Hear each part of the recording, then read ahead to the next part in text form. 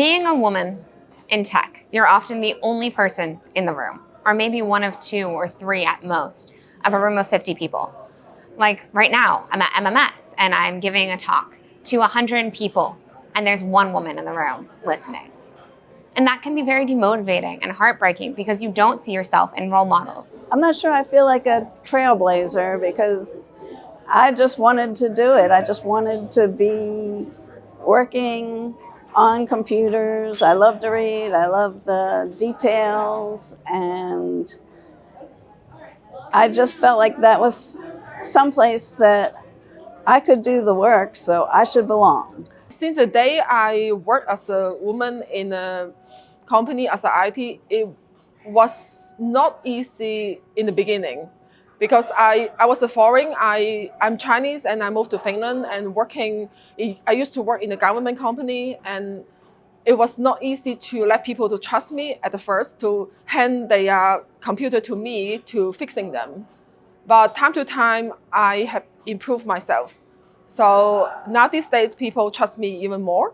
Being a woman in tech can be really intimidating in the sense that you really have to advocate for yourself. But once you do, it's incredibly welcoming. And there's so much opportunity for innovation and growth and connecting with others. When I look up my management chain, I only see one woman between me and Satya. And that's really not motivating. At the same time, I'm thrilled that I see one woman, and she's actually done so much for my career and to help me and to inspire me. Hello, welcome to Tackling Tech. I'm Hajat Dalawal, Senior Product Marketing Manager for Cloud Endpoints at Microsoft.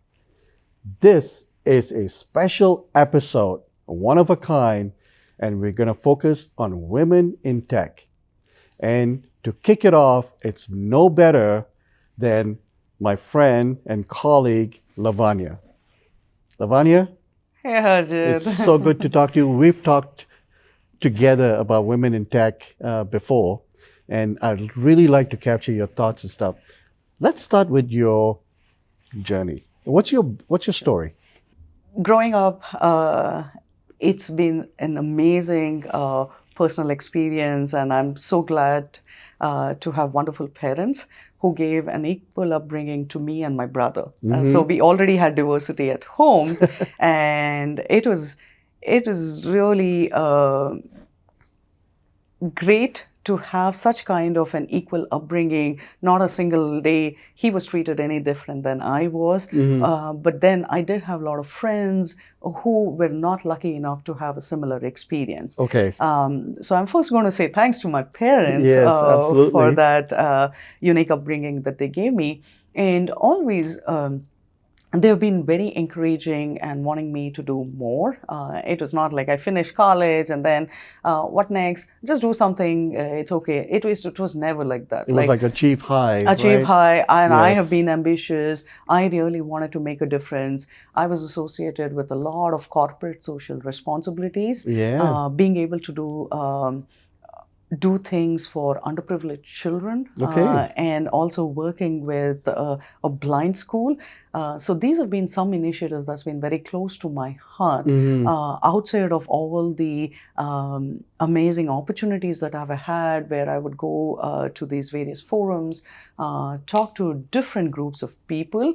What's been interesting in this journey is every summit or a seminar or a conference that I would attend, the ratio of, again, with the exception of GHC, I would say, right? Yeah. Like GHC is very unique, and I'm so proud and glad that we have a forum like GHC, which is the Grace Hopper Conference. Yes. But then for most part of it, you will definitely see that the percentage or the ratio of Men and women is very imbalanced. And I would say we have come a long way, but we still have to go a long way. We still have a long way to go. And that became even more prevalent when I joined Microsoft Intune team, where I was seeing a lot more from a customer's viewpoint. They were amazing IT admins, IT specialists. Yeah. Most of them were men. And 2 years back when I was at MMS Summit, I hardly saw any women, and it was my first time. It was my second month into the team, and I must admit I was a little overwhelmed.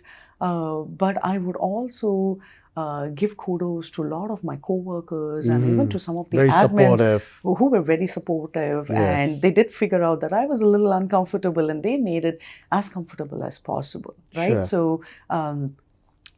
it's been a journey, and that's where I don't miss out on an opportunity to talk to other women as part of these conferences Yes. and encourage them It's on because two you- things, right? yeah. One, take the first step, participate. Yes. You're you going have to do learn a that. lot, right? You It have to doesn't matter participate. who's available. Yes. It's your journey.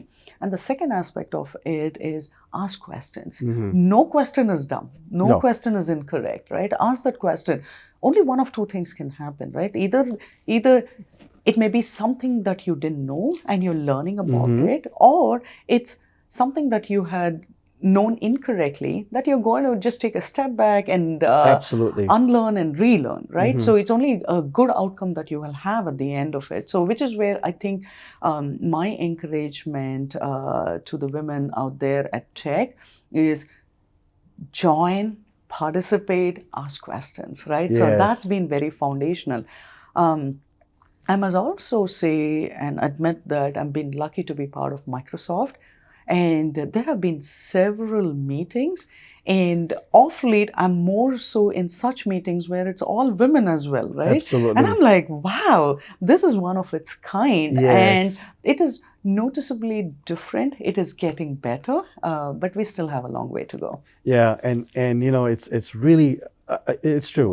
You know, working at Microsoft really shows the diversity and the inclusion. Like, you know, on the marketing side, I work with a lot of women. Mm-hmm. My colleagues are women. Like, it's so amazing. You know, the brain power that they have. And usually, you know, when it comes to tech, I actually look up to a lot of my women peers because they're just wicked smart. You know, I respect you a lot. I look up to you as well, right? Thank you. And I think one of the things you hit upon is really good, that diversity started at home, Yeah. which changed the way you started looking at the world and your career and how you're pulling in other women into the fold, right? So the others, like you said, who are struggling, they have less, you know, they feel insecure, you know, they don't have the courage and stuff like that because they weren't given that opportunities, Yeah, right? yeah. And I didn't really complete my personal story, right? Like I did talk about my growing up days, Yeah, yeah. but I also must say I was lucky to have my college sweetheart as my life partner. Yeah. And he's been a great support. Today, as I'm recording this video, he's back home, taking care of his job, taking care of my The kid. preteen who's going through his moments, and he's been wonderful. So I must say, Support at home, I'm yeah. so appreciative to have such a wonderful life partner, and I am an example for my son as well. As he's growing up, he's seeing his mom Absolutely. take care of things at home, attend Has a these conferences, career. work, and do so many things in parallel. I think that's kind of like the upbringing I want to give him, and be open to be what his dad is Yes. today, and be that right role model for his future family. And he's going to spread that as he grows and as he gets into the, you know, the real world out Totally. there, right? Yeah. I love it. And in fact, you know, when I talk to organizations or even inside Microsoft about women in tech, I always say, you know what? There's two sides of the coin, right?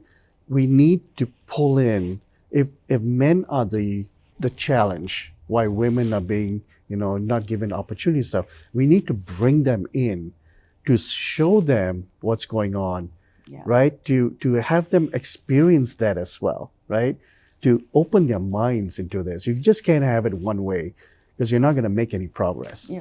It's also people who have been supportive, men who have been supportive, because we need to give credit for all those men who have been supportive as well, right? Because I look at it as a partnership, and I'm going to give you and my other friend, I hope he will see this video sometime, Nicholas, who did bring his wife to attend a session because she used to always complain that, oh, I don't know what you're going and talking to people about. I don't know if there are other women who are there Yes. participating. So both of you did bring your respective spouse to that forum, and they Yes. saw women leaders like us being part of those conferences, talking to people, making a difference. It feels proud because we need to have the two-way appreciation for the work that we do and the difference we bring in the tech Yes. industry. So you did great. Thank you. No, I've got a lot of support at home as well, and it's an equal partnership and things like that. So it's great. So, any last words on women in tech and encouragement and networking and things like that you would like to? Absolutely. So you can find me on LinkedIn, and my name is Lavanya Lakshman.